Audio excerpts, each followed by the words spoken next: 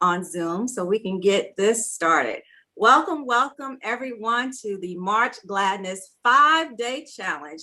Ladies and gentlemen, if you've been joining us a few days, you know that we have had some dynamic speakers on. We have been growing, we have been pushing through some past pain, and we have really just been improving ourselves, improving our lives, and learning how to be happy again. I am a 2-time survivor of domestic violence. I wanted to pull this together because there are so many parts of my life that if I had had someone there to help me through those moments after I got out those relationships, I would have healed much faster. And I believe that if there's someone else who's wiser, more experienced than you, that there's no reason you have to go through every pitfall that they went through, because they can pull you up. They can grab you by the hand and pull you up. Sometimes we just don't know where to go for that help. I'm bringing that help to you. It is my goal that every person who's listening to the live or to the recording understands that you can live your life to the fullest. You can be happy again. You can be healed and whole after surviving domestic violence. I know the triggers, the pains, and how that weighs on you, but I want you to know that I got past it. And if I can get past it, you can get past it too. So ladies and gentlemen, thank you so much for joining us. We again will have another night tomorrow night. So if there's anyone that you think should listen into this, please make sure they get registered. You can register at register at bit.ly/March 5-day challenge. So just go to bit.ly/March 5-day and register. That way you can get a copy of the recordings. Only those who register will get a copy of the recordings. And we've been having giveaways. So if you want to get in on those giveaways, make sure that you join us live or follow us so that you can get that as well. Thank you for those who are joining us in the Clubhouse room. This is a listen only in Clubhouse. We are also on Zoom, and you're welcome to join on the conversation on Zoom live as well, or remain in the Clubhouse room. We thank you again for joining us. So tonight, I want to talk about something that has been in the media and in our culture lately, and it seems like it's a new term, but I know in the professional world, it is really not a new term. It may be new to us, but many of us have experienced it. As a 2-time survivor of domestic violence, I definitely experienced the characteristics of someone who is a narcissist. And I never knew what that meant until I looked back and I was like, wow, that is how they behave. But for those of you who are new, maybe you have never been in an abusive relationship, maybe you know someone, because statistically, 1 in 3 worldwide has been physically or sexually abused. That is a staggering statistic. That means if you're sitting next to someone, if you got someone on either side of you, one of you have been physically or sexually abused. And that happens to some as early as 15 years old. We've got to change it. And one of the ways that we can change it is by breaking the silence. So this whole event is here to help break the silence, help heal, and help us move on to live a happy life and be happy. Tonight's guest is the one and only Miss Kimberly Weeks. She is an advanced certified trauma recovery coach. She's also the founder of Kimberly Weeks Freedom Academy. And I went to her website, and she has a wonderful quote on her website. It reads, "Adversity and suffering are 2 of life's greatest teachers. Through them, we learn how we can grow." And that's a quote by Brene Brown that's on her website. And I just love that quote because we all go through adversity in life. We all at some point go through something unexpected that really hurts us to the core. But I know that each one of you, because you're here tonight, you have bounced back, you are recovering, and you have moved on to be better. So ladies and gentlemen, I wanted to introduce you to my beautiful friend who I met about a year or so ago. And she has been doing great things and helping other women recover. Ladies and gentlemen, welcome Miss Kimberly Weeks. Yay, yay. I'm so happy to be here with you guys. I'm so happy to be here. I tell you, you said something beautiful, because being aware and being educated around what the appropriate patterns of relational behavior are, what are appropriate boundaries, And what's healthy relationship dynamic is so important. Many of us did not get that in our childhoods. We just Right. didn't. We didn't see it. We did not see it, the interaction. A lot of us grew up in homes that didn't have two parents. And if we did grow up in homes with two parents, it was a very dysfunctional and in many ways chaotic home, upbringing. And so many of us, we just don't know. We don't know what is okay. We don't know what's healthy. And we certainly don't know, from our first experiences growing up, what we should be, cultivating in our adult relationships. And so we find ourselves stepping into some stuff and tolerating things based on what we watched in our childhood. And we call that adverse childhood events, or ACEs, adverse childhood events.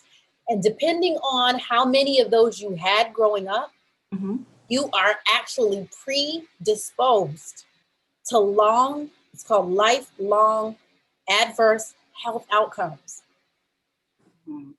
It's an actual test that you can take. You can look up the ACEs test online, and it will basically tell you if you have anything over a score of a 4 out of 10, then you are actually predisposed to having long-term chronic health outcomes.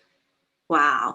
Yes, so much of what we go through in our daily lives affects us, because if you're stressed out, your hair might start falling out, or begin to just feel anxious. So yeah, that definitely, I see how that can be true on an emotional level as well.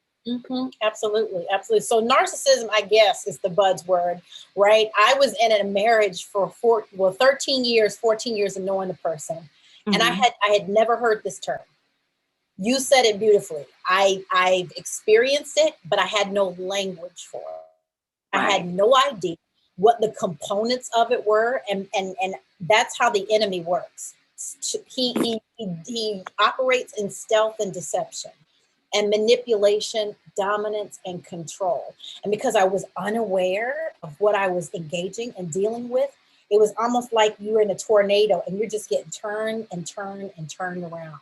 So I always like to start talking about this particular topic. And I actually, after excruciating pains of 2.5 years, decided my niche is going to be narcissistic abuse, because I'm intimately acquainted with it. I ran from that term a long time. But I like to start having these conversations by defining what in the world is narcissistic abuse? What is a narcissist? How do you know when you engage that person? Like what's this thing that people are throwing around all over the world right now? Yes, break that down for me, because I've heard the term, but I'm not sure that I could even tell you exactly what all of that entails. Sure. Okay. So there's a spectrum. It's called the narcissistic spectrum.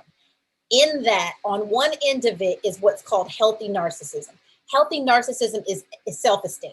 It's when you think you can do things. It's when you think you're capable. It's when you think you deserve good things and you're worthy. That's like the healthy version of narcissism. Everybody has it, and everybody needs it.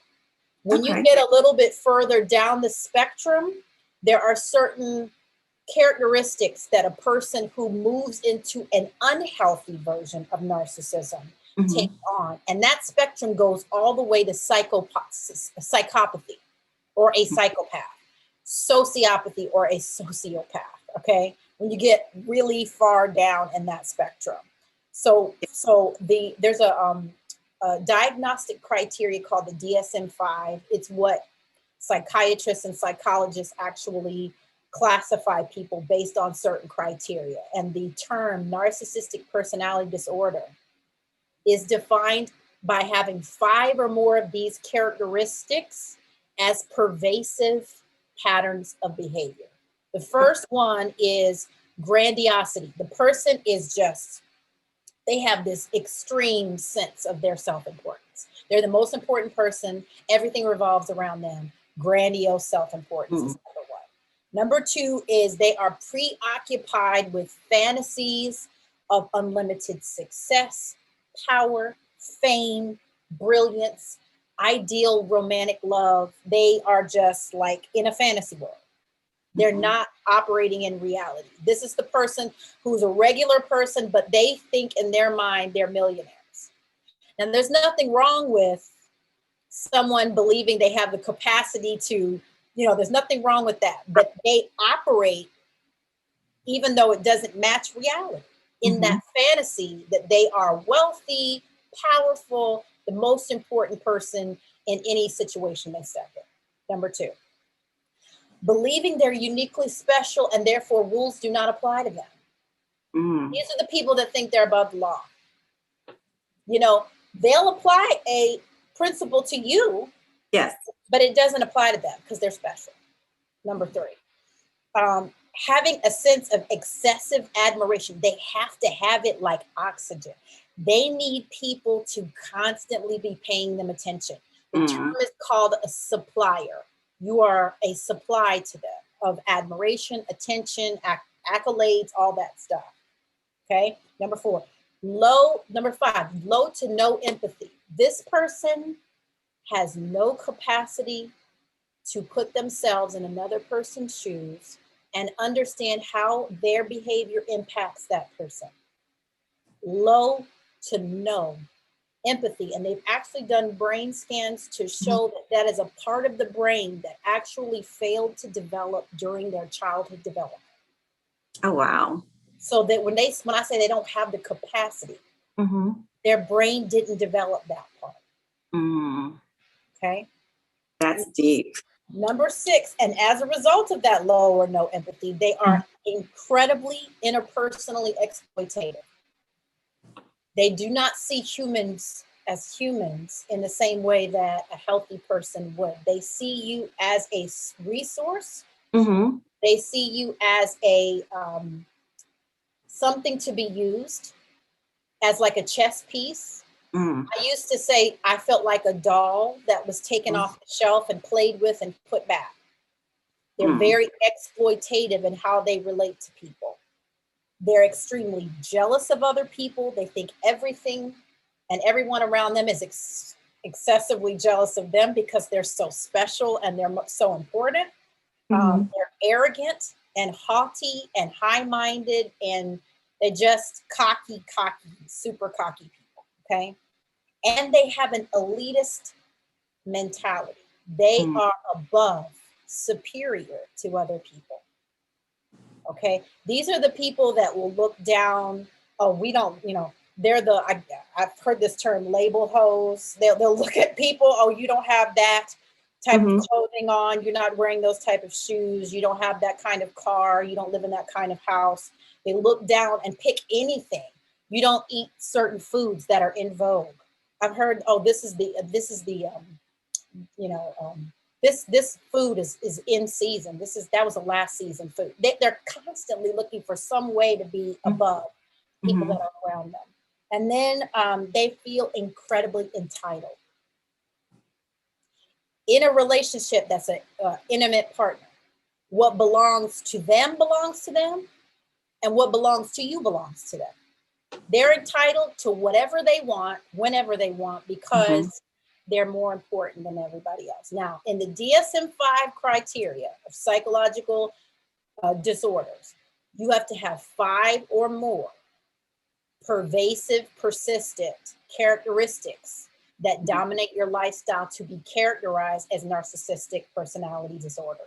Wow. And as you were going through those, I was just thinking back to some of the individuals I've dated, especially the 2 that were abusive, and they had every last one of those in some way, and the thing about it is that there were things I knew about them before I became romantically involved, but I didn't really say, oh, that's a red flag. Sure. And had I done that, I would not have gotten in those relationships, because now I can look and see what this red flag is really signaling. What could it really mean? I mean, when you said they're in this fantasy world and they exploit people, I think of it, one guy I dated, after I started dating him, I knew he was addicted to porn. Yes. And so I knew he really did not look at women in a respectful way. Right. So that's one of the things that you mentioned, in a human way. They don't look at women as humans, and that's a part of that fantasy. They have to have like this, not realistic to what human beings do on an everyday basis and how they end up, look, perceive, operate, function. Porn is a fantasy. Right. It's not real. And so they gravitate towards those kind of sexual images. And it gives them this sense of, grandiosity. Yeah, that's one thing. That's two things he checked off on your list. And then he was always someone who wanted to be seen. He had the gift of gab. And I think that's what drew me in, because he had the gift of gab for real. Oh, they're very charismatic, very charming. They have learned how to manipulate people by studying you, listening to you, and giving you right back what you tell them you want, what you like. It's like they're parents.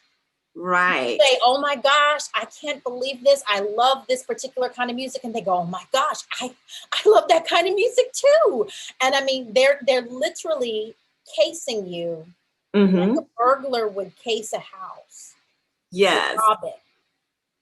Yes. Because that's a fine line. If you compliment a guy and say, oh, you look good in a pink shirt, next time you see that guy, he's going to wear a pink shirt. Right. But that's a little different from, okay, now he's really morphing into the person you think you want in your life so that he can get close to you. Yeah. And then they call them chameleons and emotional vampires. Okay, that's the term, because literally the person that is the core person underneath whatever mask, or it's kind of like acting when you go and you audition for a part. They are auditioning for a part to get what they want from a particular person. And when they meet another person, they get a new script, they put on a new character, and they audition for a new part, and they're a completely different character with that person.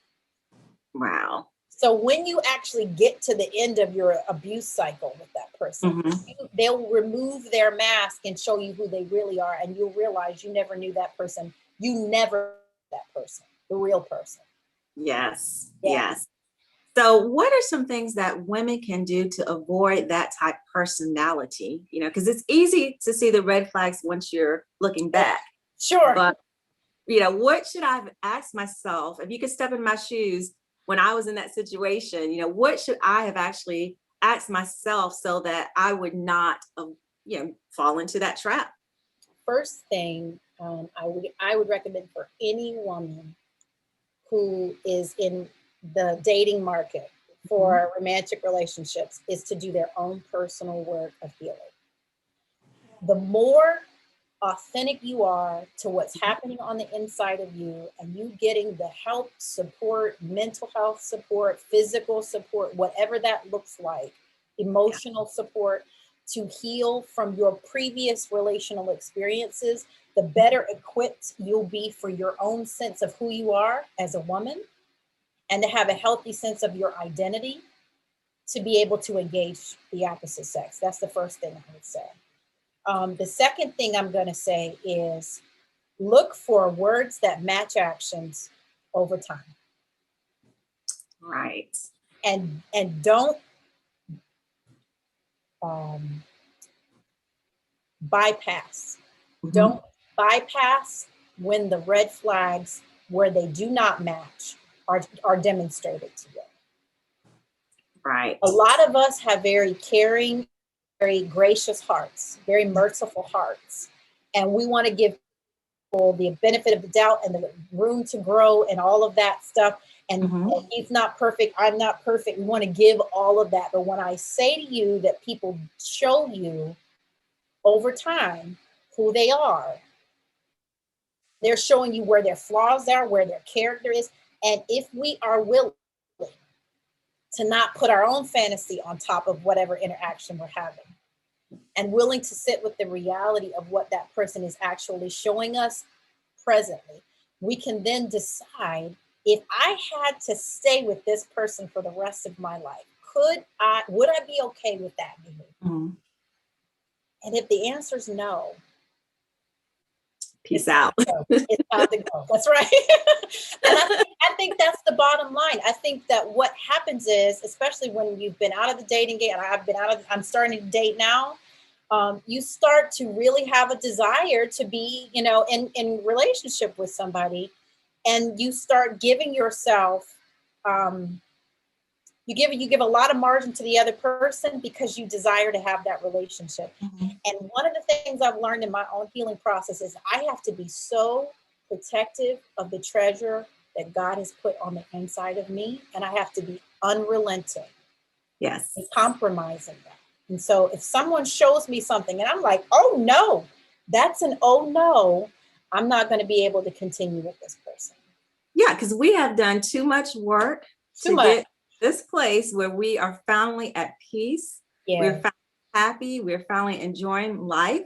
Yeah. So there's no way we're going to let somebody walk in and tear down what we took our time to build up. And for some of us, like myself, it took years just to get back to me. I had to learn who that's I am. right. That's right. Just to get back to a place where I felt confident and comfortable in the gifts and the calling and the purpose that I was given. Yes. And to enjoy my own company and be willing to spend time in my own company apart from other people because I enjoy my own company. So if you want to go somewhere, that's okay. I'm good. I can enjoy my own company. I don't have to have someone attached to me for my worth and value. And I think, as I said, that's the first thing that will safeguard anyone from abusive relationships, is having a solid sense of who you are and having a solid sense that you are a deeply loved person and a worthy person. So that when someone's behavior intersects with that, it either matches what's already in you or it doesn't. Correct. Yeah. Yes. When I look back at myself in my 20s to who I am now in my 40s, I definitely know, like back then, I did not want to be single. I didn't want to be alone. But now I have no problem getting in my car. Well, pre-COVID, going to the movies by myself. Yeah, going to dinner by yourself, sitting with a book somewhere, enjoying the park, going to a concert. Yeah, we have to have that, because if we don't have that, then we'll constantly be looking to somebody else to find contentment instead of having some level of contentment with ourselves. Yes, yes. Yeah. Well, I want to ask one last question. Sure. What would you advise someone who is in a relationship with someone who is a narcissistic personality? And I want to say this as clearly as I possibly can. If you listen to that list of characteristics and the person that you're with fits the description about those characteristics, I want to say a couple of things. I want to say you cannot change that person's behavior in any way, shape, or form. As I said, there are parts of that person's brain that did not develop properly, and they will not be able to change apart from God doing a supernatural work. I'm going to say that just as clearly as I can. The second thing I would say is get a support system around you. That's one of the reasons I created my academy, the Freedom Academy, because you actually form a unhealthy, what's called trauma bond in abusive relationships that makes it very difficult to leave. You do become addicted to the dysfunctional pattern and the stress hormone that gets released in the highs and lows of those relationships. So you have to leave like an addict. You have to actually withdraw from the relationship, just like a drug. So you need help and support to do that. I coach women all the time for this purpose one-on-one. And I also have an academy of other women that are walking the same path in healing and supporting and holding each other accountable to breaking those trauma bonds with abusive people. And then the third thing I would say, and the final thing I would say, is if you're in a relationship with an abusive person, you've got to go no contact with that person in order to break the soul tie and the trauma bond that you're in. And when I say no contact, I mean you have to literally cut that person to the degree that you can. Some people like me were married and had children with our abuser. And so my level of no contact includes only communicating by email with my ex-husband. I do not speak to him in person. I do not look him in the face when I'm in person. I do not engage him by any other means but written communication. I've removed all pictures from my house. My children have pictures with their father in their rooms, but our general area, there's no pictures of him anywhere. I have had to cut him out of my world in order to break that tie that was literally like a drug in my system. And so one person's no contact, they don't have any kids, they literally can block the person. They can never see the person again. They can never contact the person again. If the person stalks them or does something like that, they can get orders of protection so that that person can't be anywhere near them. That is what it is. That is the level of commitment that it's going to take in order for you to break free from that type of abusive person. That's true for most domestic violence victims. And narcissistic abuse is a form of domestic violence. And it leads to, and it's almost like a gateway abuse, that psychological abuse, to all other forms, financial, physical, sexual. I experienced some of all of that in my marriage. Yeah. And unfortunately, most women who experience one, they experience all. Yeah. Yeah, that's right. Yeah. Tell us how the audience members and listeners on both Clubhouse and in the room, and those listening to the replay, how can they get in touch with you? Anybody can get in contact with me on my website at thenarcissisticabusecoach.com. If you're interested in being a part of that community of survivors and people who are turning into thrivers in their healing process after their abusive situation, or you're leaving your abusive situation, you can go to kwfreedomacademy.com and communicate with me there as well. Yeah, and that's the best way to reach me is on my website. Yes, definitely. We want people to be around other women who have made it out. That's right. Who are showing them how they can move on, and really who are just free from that past experience, that past hurt, that past pain, that past abuse. So I want to thank you so very much for dropping those words of wisdom. I know that it's going to help someone who's listening. And I do hope that you guys will reach out to Kimberly and use her services, because I'm telling you, sometimes we don't know what we don't know. When I went through counseling, my counselor told me read the book Addicted to Pain, and just how you were talking earlier about being addicted in that abusive cycle, that blew my mind. Yes. So things like that, speaking or working with a coach or a counselor will definitely help you. So ladies and gentlemen, once again, thank you, Kimberly, for joining us. And thank you, ladies and gentlemen, for joining us. Make sure you come back on tomorrow night. We will be talking about abstinence.